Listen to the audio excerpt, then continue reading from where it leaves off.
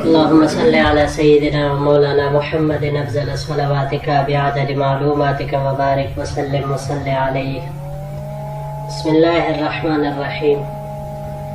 عزیز طلباء کرام، مختارات من ادب العرب سے بحمد اللہ تعالی آج ہمارا 73واں سبق ہے، اور مضمون جو پچھلے 2 دروس سے چلا آ رہا ہے فی سبیل السعادت والیقین، خوش نصیبی اور یقین کے راستے میں. تو آج اس کا ایک اور درس اور سبق آپ کے خدمت میں پیش ہوا چاہتا ہے. تو بڑھتے ہیں اپنے سبق کی طرف.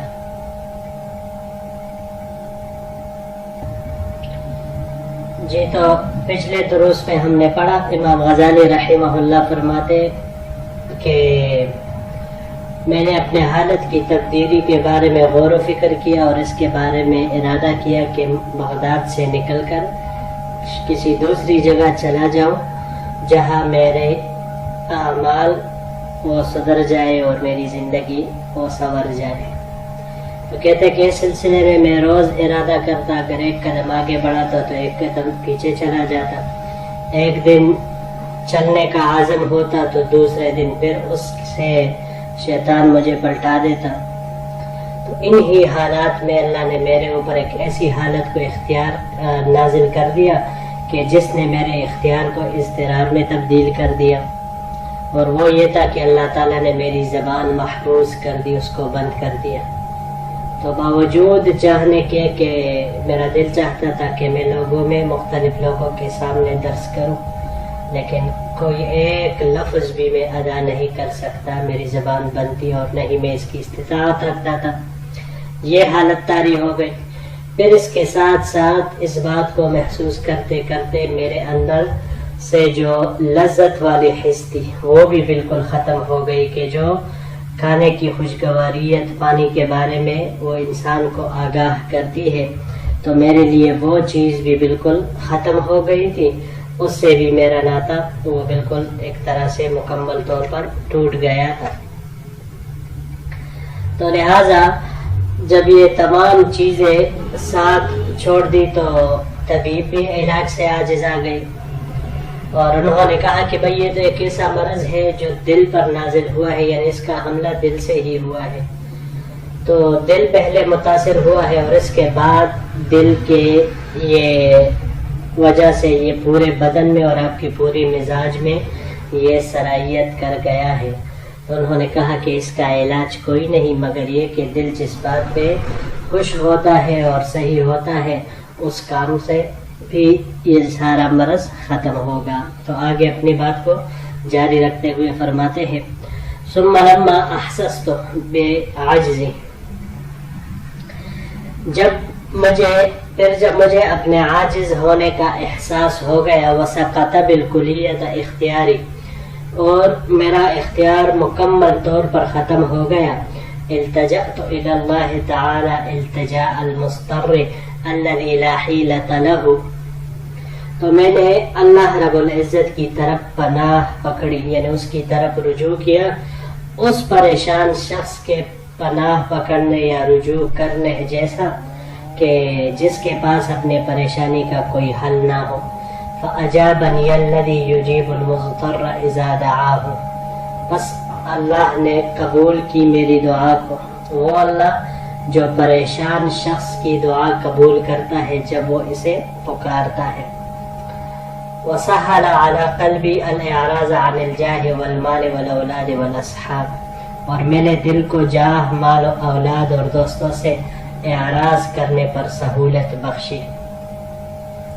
وَأَظْهَرْتُ عَزْمَ الْخُرُوجِ إِلَى مَكَّةَ، اس طرح میں نے مکہ مکرمہ کی طرف خروج کے عزم کو ظاہر کیا. وَأَنَا أُوَرِّي فِي نَفْسِي سَفَرَ الشَّامِ حَذْرًا مِنْ أَنْ يَطَّلِعَ الْخَلِيفَةُ وَجُمْلَةُ أَصْحَابِ عَلَى عَزْمِي فِي الْمَقَامِ بِالشَّامِ، جبکہ میں اپنے دل میں شام کے سفر کے لیے توریا سے کام لے رہا تھا، اس ڈر سے کہ کہیں خلیفہ اور دوسرے تمام دوست احباب میرے شام میں ٹھہرنے کے ارادے پر مطلع اور خبردار نہ ہو جائے. فتلطفت بلطائف الحيل في الخروج من بغداد على عزم ألا أعاودها أبدا.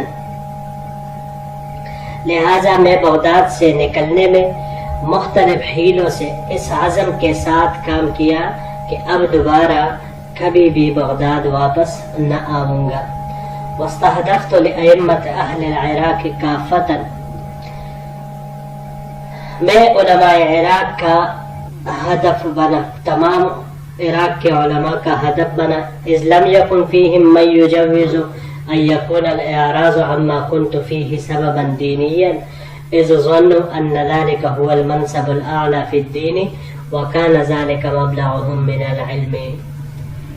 میں ان کے تیروں کا ہدف اس لیے بنا کیونکہ ان میں کوئی بھی ایسا نہیں تھا جو اس اعراض کو جس میں تھا جائز قرار دیتا کہ یہ اعراض کوئی دینی سبب ہے، کیونکہ ان لوگوں کے خیال میں دین میں یہی سب سے بڑا عہدہ منصب ہے اور یہ ان کے علم کی انتہا تھی. یعنی ان کے خیال میں جس مقام اور جس منصب پر فائز تھا وہ دین میں سب سے بڑی چیز ہے، تو لہٰذا میرے اس اعراض کرنے کو کوئی بھی ان میں ایسا نہیں تھا جس کو وہ جائز قرار دیتا.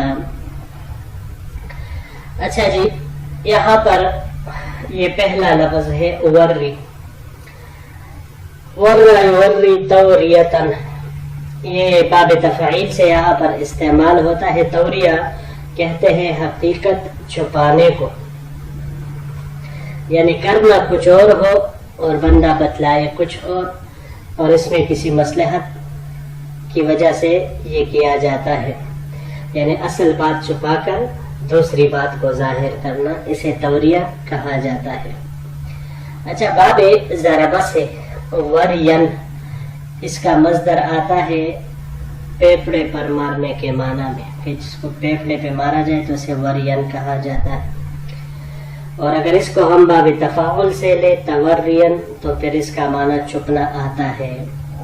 اور اس کے علاوہ یہ باب مفاعلہ سے مواراتن، چھپانے کے معنی میں یہ آتا ہے. استہدفت، ہدف باب نصرہ سے ہدفن، یہ داخل ہونے کو کہا جاتا ہے. اور اگر باب استفعال سے اس کو ہم لیں استہدافن تو استہدافن نشانہ بننا اس کو کہا جاتا ہے. جی تو پڑھتے ہیں اپنے اگلے سلائیڈ کی طرف. سمر تک طبق الناس فی الاستنباطات، پھر لوگ کیا سارائیوں میں شش و پنج میں مبتلا ہو گئے. وظن من بعد عن العراق ان ذلك كان لاستشعار من جہت الولاۃ، اور جو لوگ عراق سے دور تھے تو انہوں نے یہ خیال کیا کہ یہ عمرا کی جانب سے مختلف القاب اور خاص علامات کی بنا پر ہوا ہے. یعنی ان کا یہ اعراض اور خروج یہ عمرا کی جانب سے خاص القابات اور خاص علامات کی وجہ سے ہوا ہے. وَأَمَّا مَنْ قَرُبَ مِنَ الْوَلَادِ فَكَانَ يُشَاهِدُ إِلْحَاقٌ فِي التَّعَلُّقِ بِي وَالْإِنْكِبَارِ عَلَيَّ وَإِعْرَاضِ عَنْهُمْ وَعَنِ الْإِلْتِفَاتِ إِلَىٰ قَوْلِهِمْ. اور جو لوگ عمرا اور والیان حکومت کے قریب تھے، ان کا میرے ساتھ تعلق اور مجھ پر جھکنے کا اصرار، ان سے ان کی باتوں سے اعراض کرنا میرا یہ سب ان کے مشاہدہ میں تھا. فَيَقُولُونَ هَذَا أَمْرٌ سَمَاوِيٌّ، لہٰذا وہ لوگ کہتے کہ یہ تو کوئی آسمانی معاملہ ہے. وَلَيْسَ لَهُ سَبَبٌ إِلَّا عَيْنٌ أَصَابَتْ أَهْلَ الْإِسْلَامِ وَزُمْرَةُ الْعِلْمِ، اور اس کا کوئی سبب نہیں اس کے علاوہ اور کچھ نہیں کہ اہل اسلام اور علم کی جماعت کو کسی کی نظر لگ گئی. ارتباکہ، رباکہ سے ہے، یہ باب نصرہ سے رب کن، یہ کہتے ہیں کسی پیچیدہ معاملے میں پھنسنے کو. ارکب یرکب ارکابن، یہ رائے کے گڑبڑ ہونے کو کہا جاتا ہے۔ یہاں پر یہ باب افتعال سے استعمال ہوا ہے، ارتباکن پنسنا، ایسی جگہ ایسی حالت میں پسنا کہ پھر کوئی خلاصی کی صورت نظر نہ آئے، یا گفتگو میں رک رک کر چلنا، اس کو بھی کہا جاتا ہے۔ اگلا لفظ ہے استشعار، شعارہ، یہ باب استفعال سے یہاں استعمال ہوا ہے، استعشارا۔ استعشار القوم، یہ کہتے ہیں کہ لڑائی کے دوران ہر قوم کی ایک خاص علامت ہوتی ہے جس سے انہیں پکارا جاتا ہے، تو اسی کو یہ کہا جاتا ہے۔ اور موجودہ دور کے حساب سے اگر کہہ لے تو کوڈ ورڈز، اس کو بھی یہ کہا جاتا ہے اور اس کو بھی یہ شامل ہے۔ الحاح، الحاحہم، الحاح لحاح سے ہے، الحاح یلحح الحاحا، الحاحا یہ باب افعال سے اصرار کرنے کے معنی میں یہ آتا ہے۔ اس کے علاوہ اگر ہم اس کو باب ضربہ سے لے لیں، لحن مصدر اس کا آتا ہے، لحن باب نصرہ سے بھی آتا ہے قریب ہونے کے معنی میں، اور لحن یا لحن باب سمع سے، لح العین کہا جاتا ہے کیچڑ سے پلکوں کا چپکنا، کہ جیسے آنکھوں کی پلکیں یہ چپک جاتی ہے، اس کو کہا جاتا ہے۔ جی تو بڑھتے ہیں اپنے آخری سلائیڈ کی طرف۔ ففارقت بغداد وفرقت ما كان معي من المال، لہذا میں نے بغداد چھوڑ دیا اور جو مال میرے پاس تھا، ولم ادخر الا قدر الکفاف وقوت الاطفال، تو جو مال میرے پاس تھا بقدر ضرورت اور بچوں کی غذا کے لیے میں نے رکھ دیا، ترخصا بأن مال العراق مرصد للمصالح لكونه وقفا على المسلمین، بقدر ضرورت اور بچوں کی غذا کے لیے میں نے مال رکھ کر باقی بانٹ دیا، اور یہ بھی اس لیے رکھا کہ عراق کا مال یہ مسلمانوں کی مصلحتوں کی انتظار گاہ ہے، کیونکہ یہ مال مسلمانوں کے لیے وقف ہے، مسلمانوں پر وقف ہے۔ فلم عرف العالم مالا